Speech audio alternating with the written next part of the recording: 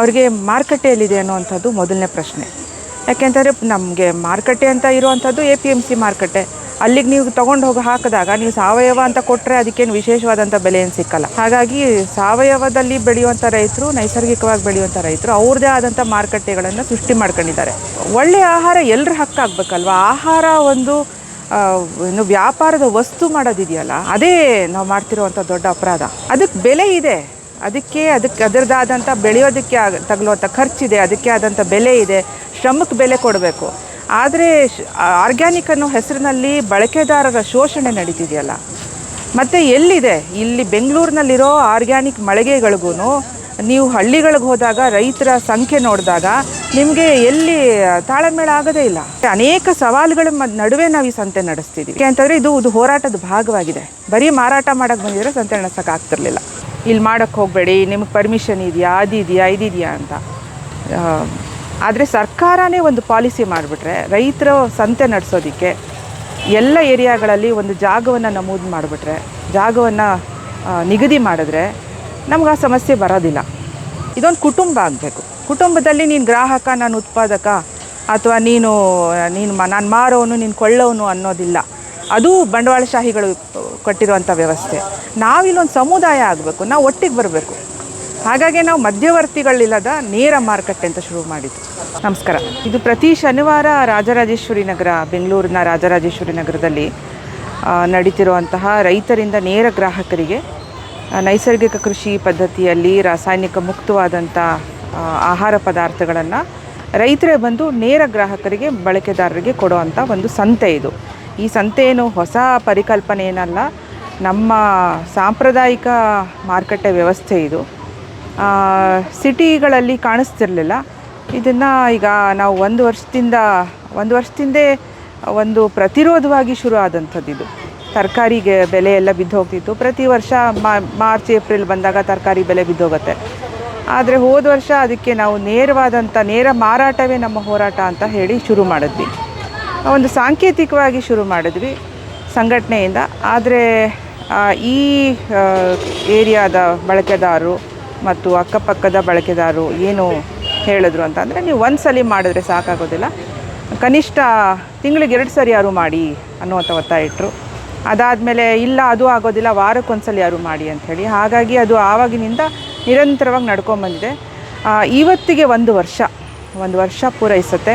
ಹಾಗಾಗಿ ಇವತ್ತು ವಿಶೇಷವಾದಂಥ ಸಂತೆ, ಮಕ್ಕಳ ಸಂತೆ ಅಂತ ಮಾಡಿದ್ದೀವಿ. ರೈತರ ಮಕ್ಕಳು ಬಂದಿದ್ದಾರೆ ಇಲ್ಲಿ. ಯಾಕಂದರೆ ಈಗ ಬೇಸಿಗೆ ರಜಾ, ಮಕ್ಕಳಿಗೆಲ್ಲ ರಜಾ ಇದೆ.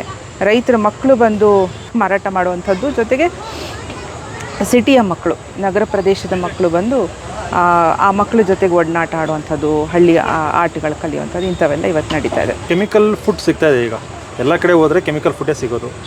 ಸಾವಯವವಾಗಿ ಬೆಳೆದಿರೋವಂಥದ್ದು, ತಪ್ಪಿದ್ರೆ ನೈಸರ್ಗಿಕವಾಗಿ ಬೆಳೆದಿರೋವಂಥದ್ದು ಸಿಕ್ಕಿದ್ರೆ ಜನ ತೊಗೊತಾರೆ. ಅದ್ರ ಬಗ್ಗೆ ಅರಿವಿದೆ. ಆದರೆ ರೈತರು ಬರ್ತಾಯಿಲ್ಲ ಮುಂದಕ್ಕೆ, ಸಾವಯವವಾಗಿ ಬೆಳೆಯೋದಕ್ಕೆ, ಕೆಮಿಕಲ್ ಬಿಟ್ಟು ಬರೋದಕ್ಕೆ ಮುಂದೆ ಬರ್ತಾಯಿಲ್ಲ. ರೈತರಿಗೆ ಅನೇಕ ಸವಾಲುಗಳಿದ್ದಾವೆ. ರೈತನ ಬದುಕೆ ಒಂದು ದೊಡ್ಡ ಸವಾಲಾಗಿದೆ. ಯಾಕೆಂತಂದರೆ ಒಟ್ಟಾರೆ ಬದುಕು, ತನ್ನ ಕುಟುಂಬದ ಖರ್ಚು, ಮಕ್ಕಳ ಶಿಕ್ಷಣ, ತಂದೆ ತಾಯಂದ್ರ ಆರೋಗ್ಯ, ಮಕ್ಕಳ ಮದುವೆ ಎಲ್ಲವೂ ಕೂಡ ಅವನ ಹತ್ರ ಏನು ಆ ಭೂಮಿ ಇರುತ್ತೆ, ಭೂಮಿ ಮೇಲೆ ನಿಂತಿರುತ್ತೆ. ಆ ಭೂಮಿಯಲ್ಲಿ ಏನಾದ್ರು ಮಾಡಿ ಒಂದಷ್ಟು ಆದಾಯ ತಗೋಬೇಕು ಅನ್ನುವಂಥ ಹರಸಾಹಸ ಪಡ್ತಿರ್ತಾರೆ. ನೀವು ಒಂದು ಏಕಾಏಕಿ ನೀವು ಸಾವಯವ ಮಾಡಿ ಅಂತಂದಾಗಲೂ ಕೂಡ ಅವರಿಗೆ ಮಾರುಕಟ್ಟೆಯಲ್ಲಿದೆ ಅನ್ನುವಂಥದ್ದು ಮೊದಲನೇ ಪ್ರಶ್ನೆ.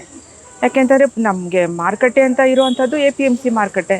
ಅಲ್ಲಿಗೆ ನೀವು ತೊಗೊಂಡು ಹೋಗಿ ಹಾಕಿದಾಗ ನೀವು ಸಾವಯವ ಅಂತ ಕೊಟ್ಟರೆ ಅದಕ್ಕೇನು ವಿಶೇಷವಾದಂಥ ಬೆಲೆ ಏನು ಸಿಕ್ಕಲ್ಲ. ಹಾಗಾಗಿ ಸಾವಯವದಲ್ಲಿ ಬೆಳೆಯುವಂಥ ರೈತರು, ನೈಸರ್ಗಿಕವಾಗಿ ಬೆಳೆಯುವಂಥ ರೈತರು ಅವ್ರದ್ದೇ ಆದಂಥ ಮಾರುಕಟ್ಟೆಗಳನ್ನು ಸೃಷ್ಟಿ ಮಾಡ್ಕೊಂಡಿದ್ದಾರೆ. ಅವ್ರವ್ರದ್ದೇ ನೆಲೆಗಟ್ಟಿನಲ್ಲಿ ಏಕಾಂಗಿಯಾಗಿ ಮಾಡ್ತಿದ್ದಾರೆ, ಕೆಲವರು ಗುಂಪಾಗಿ ಮಾಡ್ತಿದ್ದಾರೆ, ಕೆಲವರು ಸಾಂಘಿಕವಾಗಿ ನಮ್ಮ ಥರ ಈ ಥರ ಮಾಡ್ತಾಯಿದ್ದೀವಿ ಪ್ರಯತ್ನಗಳು. ಮಾರುಕಟ್ಟೆ ಮೊದಲನೇದು. ಇನ್ನೊಂದು ರಾಸಾಯನಿಕ ಹಾಕದೆ ಬೆಳೆಯೋಕ್ಕೆ ಆಗೋದಿಲ್ಲ ಅನ್ನೋವಂಥ ಒಂದು ಭ್ರಮೆ ಸೃಷ್ಟಿಸಿದಾರಲ್ಲ ಕೃಷಿ ವಿಶ್ವವಿದ್ಯಾಲಯಗಳಿರ್ಬೋದು, ಕೃಷಿ ವಿಜ್ಞಾನ ಅಂತ ಅಂದ್ಕೊಂಡು ಹುಟ್ಟಿದ ಮೇಲೆ ಒಳಸೂರಿಗಳನ್ನು ಮಾರೋ ಅಂಥ ಕಂಪ್ನಿಗಳು ಏನು ಭ್ರಮೆ ಸೃಷ್ಟಿ ಮಾಡಿದ್ದಾರೆ, ಆ ಭ್ರಮೆಯಿಂದ ಹೊರಗೆ ಬರೋಕ್ಕಾಗ್ತಾ ಇಲ್ಲ. ಯಾಕೆಂದರೆ ಭಯ ಇದೆ. ನಾನು ಇದನ್ನು ಬಿಟ್ಟುಬಿಟ್ರೆ ಏನೂ ಬೆಳೆ ಬರಲಿಲ್ಲ ಅಂದರೆ ಏನು ಮಾಡೋದು ಅನ್ನೋ ಒಂದು ಭಯ ಇದೆ. ಆ ಭಯವನ್ನು ಈ ಬಂಡವಾಳಶಾಹಿಗಳು ಒಂದು ಬಂಡವಾಳ ಮಾಡ್ಕೊಂಡಿದ್ದಾರೆ. ಬಂಡವಾಳಶಾಹಿಗಳು ಬಂಡವಾಳ ಮಾಡ್ಕೊಂಡಿದ್ದಾರೆ. ಅದು ರಾಸಾಯನಿಕದಲ್ಲದೆ ಆರ್ಗ್ಯಾನಿಕ್ ಗೊಬ್ಬರಗಳು ಕೂಡ ಈಗ ಅದೇ ದೊಡ್ಡ ಪ್ರಮಾಣದಲ್ಲೂ ಬರ್ತಾ ಇದೆ. ಅದನ್ನು ಕೂಡ ಜನರು ಗುರಿಯಾಗಿಸ್ಕೊಂಡಿದ್ದಾರೆ ರೈತರನ್ನ. ಹೌದು, ರೈತರನ್ನ ಗುರಿಯಾಗಿಸ್ಕೊಂಡು ನಾನು ಈ ಆರ್ಗ್ಯಾನಿಕ್ ಅನ್ನೋ ಒಂದು ಹೆಸರಲ್ಲಿ ಮಾರ್ಬಿಡ್ಬೇಕು, ನಾನು ದುಡ್ಡು ಮಾಡ್ಕೋಬೇಕು. ಆರ್ಗ್ಯಾನಿಕ್ ಅನ್ನೋ ಹೆಸರೇ ಒಂದು ದೊಡ್ಡ ದಂಧೆ ಆಗ್ಬಿಟ್ಟಿದೆ. ಆರ್ಗ್ಯಾನಿಕ್ ಅನ್ನುವಂಥದ್ದು ಪದ ಏನು ಒಂದು ಪಾಸಿಟಿವ್ ಪದವಾಗಿ ಅದ್ರ ಬಗ್ಗೆ ಆಳವಾಗಿ ತಿಳ್ಕೊಂಡಿರೋರಿಗೆ ಅನ್ಸೋದಿಲ್ಲ. ಯಾಕೆ ಅಂತಂದರೆ ಆರ್ಗ್ಯಾನಿಕ್ ಅಂದ ತಕ್ಷಣ ಅದು 10 ಪಟ್ಟು ಜಾಸ್ತಿಗಿರುತ್ತೆ.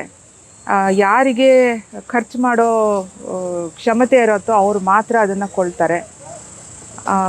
ಒಳ್ಳೆಯ ಆಹಾರ ಎಲ್ಲರ ಹಕ್ಕಾಗಬೇಕಲ್ವ. ಆಹಾರ ಒಂದು ಏನು ವ್ಯಾಪಾರದ ವಸ್ತು ಮಾಡೋದಿದೆಯಲ್ಲ, ಅದೇ ನಾವು ಮಾಡ್ತಿರುವಂಥ ದೊಡ್ಡ ಅಪರಾಧ.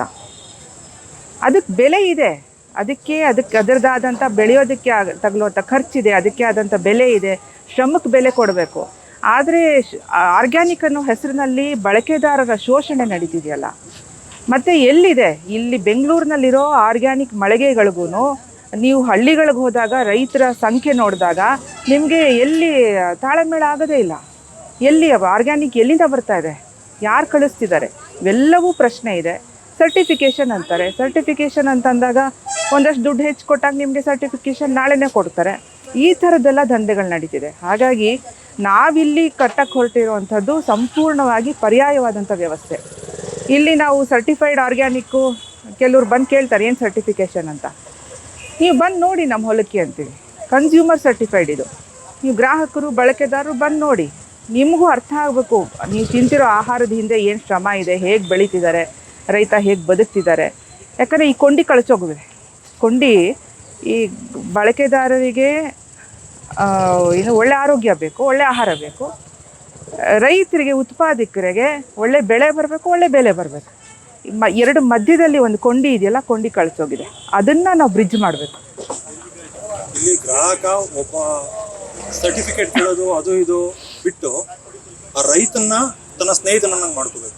ಖಂಡಿತ ಇದೊಂದು ಸಮುದಾಯ ಆಗಬೇಕು, ಇದೊಂದು ಕುಟುಂಬ ಆಗಬೇಕು. ಕುಟುಂಬದಲ್ಲಿ ನೀನು ಗ್ರಾಹಕ, ನಾನು ಉತ್ಪಾದಕ, ಅಥವಾ ನಾನು ಮಾರೋನು, ನೀನು ಕೊಳ್ಳೋನು ಅನ್ನೋದಿಲ್ಲ. ಅದು ಬಂಡವಾಳಶಾಹಿಗಳು ಕೊಟ್ಟಿರುವಂಥ ವ್ಯವಸ್ಥೆ. ನಾವಿಲ್ಲೊಂದು ಸಮುದಾಯ ಆಗಬೇಕು, ನಾವು ಒಟ್ಟಿಗೆ ಬರಬೇಕು. ಹಾಗಾಗಿ ನಾವು ಮಧ್ಯವರ್ತಿಗಳಿಲ್ಲದ ನೇರ ಮಾರುಕಟ್ಟೆ ಅಂತ ಶುರು ಮಾಡಿದ್ದು. ಇಲ್ಲಿ ಬಳಕೆದಾರರು ನಂಬಿಕೆ ಇಟ್ಟು ಬರ್ತಿದ್ದಾರೆ. 1 ವರ್ಷ ನಡೀತಿದೆ ಅಂತಂದರೆ ಇಲ್ಲಿ ಏನೋ ಚೆನ್ನಾಗಿದೆ ಅಂತ ತಾನೇ ಬರ್ತಿದ್ದಾರೆ. ಈ ಕೆಲವು ಎಷ್ಟೋ ರೈತರು ನೀವು ಮಾತಾಡ್ತಿರ್ಬೋದು, ವಿಜಯನಗರ ಜಿಲ್ಲೆಯಿಂದ ಬರ್ತಾರೆ, ಅಲ್ಲಿ ಏನು ಬಳ್ಳಾರಿ ಇದು ಅಂಥದ್ದು ಕೊಪ್ಪಳದಿಂದ ಬರ್ತಾರೆ, ಬಾಗಲಕೋಟೆಯಿಂದ ಬರ್ತಾರೆ, ಪ್ರತಿ ವಾರ ಬರ್ತಾರೆ. ವಯಸ್ಸಾಗಿರುವಂಥ ಹಿರಿಯರೆಲ್ಲ ಬರ್ತಾರೆ. ಯಾತಕ್ಕೆ ಬರ್ತಿದ್ದಾರೆ? ಅವ್ರಿಗೇನೋ ಇಲ್ಲಿ ಒಂದಷ್ಟು ಬದುಕು ಕಟ್ಕೊಳ್ಳೋಕೆ ಒಂದು ಆಗ್ತಾ ಇದೆ. ಹಾಗಾಗಿ ಈ ರೀತಿಯ ಮಾರುಕಟ್ಟೆಗಳು ಸರ್ಕಾರನೂ ಕೂಡ ತಗೋಬೇಕು, ಸೀರಿಯಸ್ ಆಗಿ ತಗೋಬೇಕು. ಸರ್ಕಾರಗಳು ಪ್ರತಿ ಏರಿಯಾಗಳಲ್ಲಿ ರೈತರ ಸಂತೆ ಮಾಡೋದಕ್ಕೆ ಜಾಗವನ್ನು ಕೊಡಬೇಕಾಗತ್ತೆ. ಜಾಗದ ಸಮಸ್ಯೆ ಆಯಿತು ನಮಗಿಲ್ಲಿ. ಶುರು ಮಾಡಿದಾಗ ಒಂದಷ್ಟು ಬೆಂಬಲ ಸಿಕ್ತು, ನಂತರ ಒಂದು ದೊಡ್ಡ ಜಾಗ ಸಮಸ್ಯೆ ಆಯಿತು. ಇಲ್ಲೇನು ನಡೀತಾ ಇದೆ, ಇದು ಯಾರಿಗೂ ಸೇರಿಲ್ದಿರೋ ಜಾಗ, ಇದು ಯಾವುದೋ ಒಂದು ಇದರಲ್ಲಿರೋ ಜಾಗ, ಸಮಸ್ಯೆಯಲ್ಲಿರೋ ಜಾಗ. ಹಾಗಾಗಿ ಪ್ರತಿ ವಾರ ಬಂದು ಇಲ್ಲಿ ಮಾಡೋಕ್ಕೆ ಸಾಧ್ಯ ಆಗಿದೆ. ಆದರೆ ಅನೇಕ ಸವಾಲುಗಳ ನಡುವೆ ನಾವು ಈ ಸಂತೆ ನಡೆಸ್ತಿದ್ದೀವಿ. ಯಾಕೆ ಅಂತಂದರೆ ಇದು ಹೋರಾಟದ ಭಾಗವಾಗಿದೆ. ಬರೀ ಮಾರಾಟ ಮಾಡೋಕ್ಕೆ ಬಂದಿದ್ರೆ ಸಂತೆ ನಡೆಸೋಕೆ ಆಗ್ತಿರ್ಲಿಲ್ಲ. ಮಾರಾಟದ ಜೊತೆ ಹೋರಾಟ, ಇದು ಹೋರಾಟದ ಭಾಗವಾಗಿರೋದಕ್ಕೆ ಈ ಸಂತೆ ನಡೀತಿದೆ. ಬರೇ ಮಾರಕ್ಕೆ ಬಂದಿದ್ದಿದ್ರೆ ಸಾಧ್ಯ ಆಗ್ತಿರ್ಲಿಲ್ಲ ಸಂತೆ ನಡೆಸೋಕ್ಕೆ. ಆ ಹೋರಾಟದ ಪ್ರಜ್ಞೆ ಜೊತೆಗೆ ನಡೀತಾ ಇದೆ. ಈ ಹೋರಾಟ ಸರ್ಕಾರ ಮತ್ತು ರೈತರ ಮಧ್ಯನ, ಇಲ್ಲ ಗ್ರಾಹಕರಿಗೆ ತಿಳುವಳಿಕೆ ಮೂಡಿಸೋದ್ರ ಮಧ್ಯನ? ಎರಡು ರೀತಿಯ ಅರಿವಿನ ಮಧ್ಯೆ, ಎರಡು ರೀತಿಯ ಏನು ಗ್ರಹಿಕೆಗಳ ನಡುವೆ ಇರುವಂಥ ಒಂದು ಹೋರಾಟ.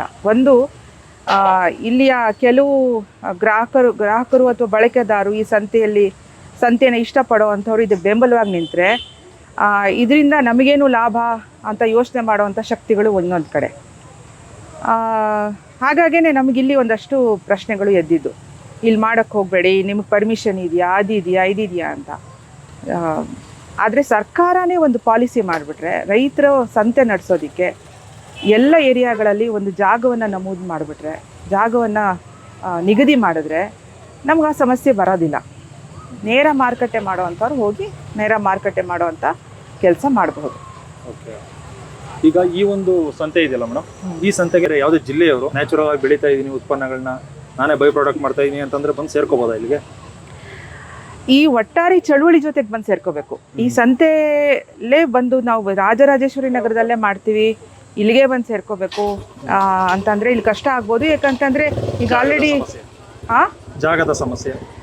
ಈಗ ಆಲ್ರೆಡಿ ನೀವು ನೋಡ್ತಿರೋ ಹಾಗೆ ಈ ಜಾಗ ತುಂಬಿದೆ. ಈಗ ನಾವು ಇದೇ ರೀತಿಯ ಸಂತೆಗಳನ್ನು ಬೇರೆ ಏರಿಯಾಗಳಲ್ಲಿ, ನಗರದ ಬೇರೆ ಬೇರೆ ಏರಿಯಾಗಳಲ್ಲಿ ಮಾಡಬೇಕು ಅಂತ ತುಂಬ ಬೇಡಿಕೆಗಳು ಒತ್ತಾಯಗಳು ಇದ್ದಾವೆ. ತುಂಬ ಜನ ಮುಂದೆ ಬಂದಿದ್ದಾರೆ ಕೂಡ. ನಮ್ಮ ಶಾಲೆ ಬಿಟ್ಕೊಡ್ತೀವಿ, ನಮ್ಮ ಶಾಲೆ ಆವರಣ ಬಿಟ್ಕೊಡ್ತೀವಿ, ನಮ್ಮ ಇಂಜಿನಿಯರಿಂಗ್ ಕಾಲೇಜ್ ಇದೆ ಅದು ಬಿಟ್ಕೊಡ್ತೀವಿ, ಬಂದ್ ಮಾಡಿ ಅಂಥೇಳಿ. ಸೊ ಅಲ್ಲೆಲ್ಲ ಕೂಡ ನಾವು ಪ್ರಯತ್ನ ಮಾಡ್ತಾ ಇದ್ದೀವಿ. ಈ ಚಳುವಳಿ ಇದೇನಿದೆ, ನಮ್ಮ ಬೆಳೆ ನಮ್ಮ ಬೆಲೆ ನಮ್ಮ ಮಾರುಕಟ್ಟೆ, ನಮ್ಮ ಬೆಳೆಗೆ ನಾವೇ ಬೆಲೆ ಕಟ್ಟೋದಾಗಬೇಕು. ರೈತರು ಬರೀ ಕಚ್ಚಾ ವಸ್ತು ಮಾರಿ ದಲ್ಲಾಳಿಗೆ ಕೊಟ್ಬಿಡೋದಲ್ಲ, ಅವನು ಹೇಳೋ ಬೆಲೆಗೆ ಅಂದರೆ ಅದು ಯಾವುದಕ್ಕೆ ಸಮ ಅಂದರೆ ನಾವು ಹುಟ್ಟಿರೋ ಕೂಸಿಗೆ ನಾವು ಹೆಸರಿಡ್ತಿಲ್ಲ, ಯಾವನೋ ಹೆಸರಿಡ್ತಿದ್ದಾನೆ. ಅದಕ್ಕೂ ಇದಕ್ಕೂ ವ್ಯತ್ಯಾಸವೇ ಇಲ್ಲ. ಹಾಗಾಗಿ ನಾವು ಬೆಳೆದಿರೋ ಬೆಳೆನ ಮೌಲ್ಯವರ್ಧನೆ ಮಾಡಿ ಅದಕ್ಕೆ ಬೆಲೆ ಕಟ್ಟಿ ನಾವು ಲೆಕ್ಕ ಹಾಕಬೇಕು. ಲೆಕ್ಕ ಹಾಕೋದನ್ನು ಕಲಿಬೇಕು, ನಾವು ಬೆಲೆ ಕಟ್ಟಬೇಕು, ನಾವು ನಿಂತು ಮಾರಬೇಕು ಹೆಮ್ಮೆಯಿಂದ. ಆ ಮಟ್ಟಕ್ಕೆ ರೈತ ತಯಾರಾಗಬೇಕು. ಆ ರೀತಿಯ ರೈತರು ಕರ್ನಾಟಕದ ಎಲ್ಲೇ ಇದ್ದರೂ ಕೂಡ ನಮ್ಮನ್ನು ಸಂಪರ್ಕ ಮಾಡಬಹುದು. ಕರ್ನಾಟಕ ರಾಜ್ಯ ರೈತ ಸಂಘ ಹಾಗೂ ಹಸಿರು ಸೇನೆ ಸಾಮೂಹಿಕ ನಾಯಕತ್ವದಲ್ಲಿ ನಾವು ಸಂಪರ್ಕ ಮಾಡ್ಬೋದು. ನಮ್ಮದು ಫೇಸ್ಬುಕ್ ಪೇಜ್ ಇದೆ, ಇನ್ಸ್ಟಾಗ್ರಾಮ್ ಪೇಜ್ ಇದೆ. ಅಲ್ಲಿ ಆ ಮೂಲಕ ಸಂಪರ್ಕ ಮಾಡಿ ಬೇರೆ ಬೇರೆ ಕಡೆ ನಾವು ಇದನ್ನು ವಿಸ್ತರಿಸೋಣ. ಇಡೀ ಬೆಂಗಳೂರು ಎಲ್ಲ ನಗರ ಪ್ರದೇಶಗಳನ್ನು ಇಲ್ಲಿ ನಾವು ವಿಸ್ತರಿಸೋಣ. Thank you madam. ನಿಮ್ಮ ಫೇಸ್ಬುಕ್ ಪೇಜ್ ಮತ್ತು ಇನ್ಸ್ಟಾಗ್ರಾಮ್ ಲಿಂಕನ್ನು ನಾನು ಇಲ್ಲಿ ಡಿಸ್ಕ್ರಿಪ್ಷನಲ್ಲಿ ಕೊಟ್ಟಿರ್ತೀನಿ. ಓಕೆ. ಆಸಕ್ತಿ ಇದ್ದವರು ಸೇರ್ಕೋಬೋದು. Okay, good. Thank you madam. Thank you.